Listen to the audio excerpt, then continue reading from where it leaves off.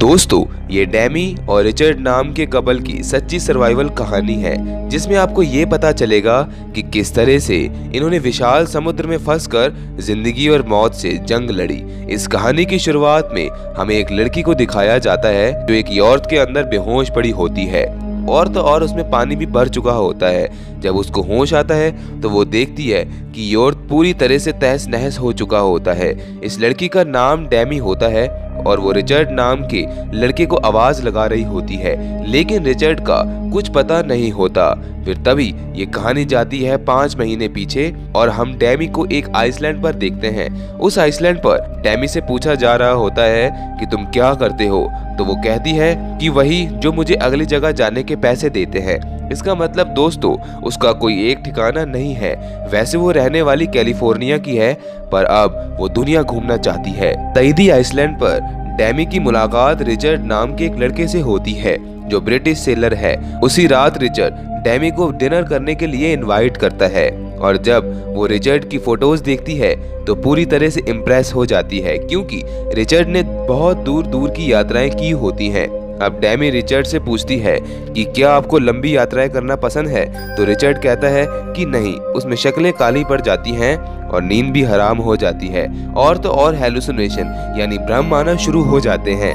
ये सुनकर डैमी रिचर्ड से कहती है कि जब इसमें इतना परेशान होना पड़ता है तो क्यों करते हो ये सब। तो रिचर्ड कहता है कि ये एक ऐसा अनुभव है जिसे शब्दों में बयां करना मुश्किल है। जब आप समुद्र के बीचों बीच होते हो तो आपको दूरदृष्टि दिखता है, जिसे देखने के बाद आपको ऐसा लगता है कि जैसे आपका दोबारा जन्म हुआ हो।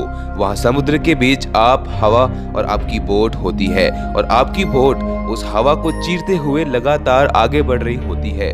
ये सुनकर डैमी रिचर्ड को बोलती है कि इस अनुभव को तुम्हारे साथ मैं भी करना चाहती हूँ।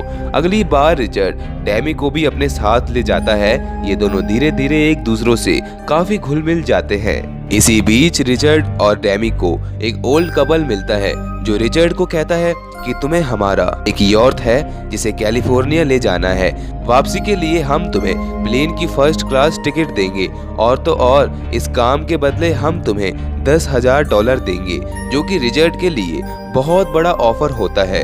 रिचर्ड उनको कहता है कि क्या तुम प्लेन की 2 टिकट दे सकते हो, क्योंकि दोस्तों वो अपने साथ डैमी को भी ले जाना चाहता है। तो वो लोग इस बात को भी मंजूर कर लेते हैं। डैमी रिचर्ड को बोलती है कि मैं तुम्हारे साथ नहीं जाना चाहती, तो रिचर्ड बोलता है कि फिर मेरा भी कोई जाने का फायदा नहीं, मैंने तो वैसे भी बहुत बड़े बड़े टूर लगा रखे हैं। इसका मतलब दोस्तों, रिचर्ड डैमी के बिना नहीं जाना चाहता।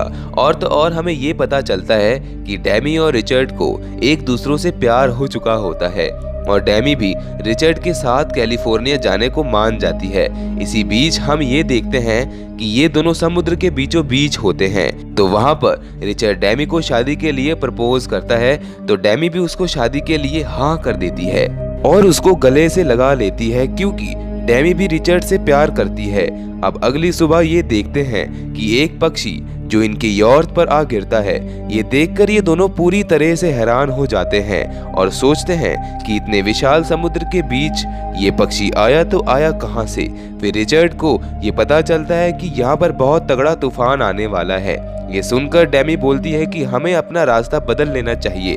इसी बीच इनका यॉर्ट एक बहुत खतरनाक तूफान में फंस जाता है। रिचर्ड डैमी को कहता है कि तुम यॉर्ट के नीचे यानी यॉर्ट के अंदर जाओ, लेकिन डैमी नीचे जाने को नहीं मानती, पर रिचर्ड उसको जबरदस्ती नीचे भेज देता है और तभी इनका यॉर्ट एक लहर से टकराता है, जिससे इनके यॉर्ट में पानी भरना शुरू हो जाता है और तो और डैमी भी बेहोश हो जाती है, क्योंकि उसके सर पर बहुत गहरी चोट आई होती है।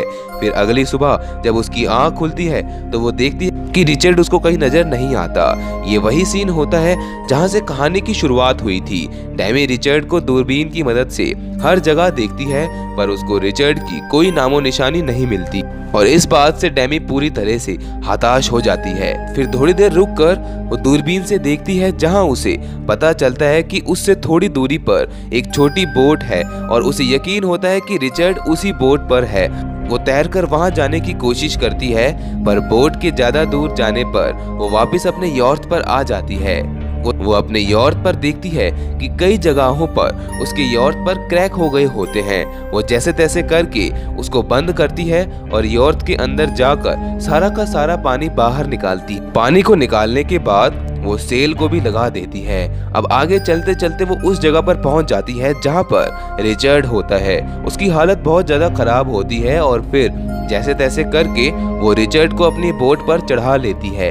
अगले 2 दिनों तक वो दोनों इसी तरह से फंसे रहते हैं, क्योंकि जो डैमी ने अपने बोट पर सेल लगा रखा होता है वो इनकी बोट को इतनी तेज स्पीड नहीं देता। और जब ये अपनी स्थिति का अंदाजा लगाते हैं तो इन्हें समझ आ जाता है कि ये अपने रूट से बहुत दूर हैं और जिस जगह पर ये होते हैं वहां पर कोई बोट कोई शिप नहीं आता। इनकी हालत बहुत ज्यादा खराब होती है। और तो और जिस स्पीड से ये चल रहे होते हैं, इस स्पीड में इनको कैलिफोर्निया पहुंचते पहुंचते कई महीने लग जाएंगे। इसके बाद रिचर्ड डैमी को कहता है कि हमें उस जगह पर चलना चाहिए जिस जगह की हवा चल रही है। इसके बाद ये अपने यॉर्क को उस तरफ मोड़ लेते हैं जिस जगह की हवा चल रही होती है। अब इनको ये पता चलता है कि जितना भी इनके पास खाना पीना था वो सब कुछ खत्म होने वाला है। यही सोचकर डैमी समुद्र के अंदर कुछ मछलियां पकड़ने जाती है, पर इसमें ये नाकामयाब होती है। दोस्तों, इन्होंने कई दिनों से पानी भी नहीं पिया होता, पर यहाँ किस्मत इनका साथ दे देती है। यहाँ पर बारिश आना शुरू हो जाती है। ये 18 दिनों के बाद जी भर के पानी पीते हैं और इसी तरह इनको इस विशाल समुद्र में सरवाइव करते करते 29 दिन बीत जाते हैं। एक रात को दोस्तों इनको अपने सामने एक उम्मीद दिखाई देती है। एक बहुत बड़ा कार्गो शिप इनके सामने आ जाता है। डैमी बहुत ज्यादा एक्साइटेड हो जाती है। उसे ऐसा लगता है कि जैसे ये यहाँ से निकल जाएंगे। वो फ्लेयर गन भी चलाते हैं पर इसका कोई फायदा नहीं होता। कुछ ही समय में वो कार्गो शिप इनकी आंखों के सामने से गायब होना शुरू हो जाता है और यहाँ पर इन दोनों की पूरी उम्मीद टूट जाती है। इसके 2-3 दिन बाद इनको पता चलता है कि एक बार फिर से बहुत खतरनाक तूफान आने वाला है। पर अच्छी बात तो ये होती है कि उस दिन सिर्फ तेज हवाएं चलती हैं, तूफान नहीं आता। अगले दिन डैमी जब सो रही होती है तो उसको रिचर्ड उठाता है, पर डैमी उसको कहती है कि अब मैं तुम्हें नहीं रोकूंगी, तुम जा सकते हो। और जब वो पीछे मुड़कर देखती है तो वहाँ पर रिचर्ड नहीं होता। यहाँ पर हमें दोस्तों ये पता चलता है रिचर्ड कभी उसके साथ था ही नहीं। वो तो उस खतरनाक तूफान में मर चुका था। ये तो बस डैमी की कल्पना थी कि रिचर्ड उसके साथ है। अब दोस्तों वो जैसे तैसे करके उसके बिना रहना सीख जाती है और तो और वो समुद्र के अंदर मछलियों को पकड़ना भी सीख लेती है। अगर वो मछलियां नहीं खाएगी तो वो जिंदा नहीं रह पाएगी। ऐसे ही चलते चलते उसको यहाँ पर 41 दिन बीत जाते हैं। तभी दोस्तों डैमी के सामने एक पक्षी आता है। उसे देखकर डैमी सोचती है कि यहाँ पर ये पक्षी आया तो आया कहाँ से। दोस्तों अगर ये पक्षी यहाँ पर आया तो जरूर इसके आसपास कोई ना कोई किनारा जरूर होगा। और जब वो दूरबीन से दूर देखती है तो उसे किनारा दिख जाता है और वहाँ पर एक शिप भी होता है।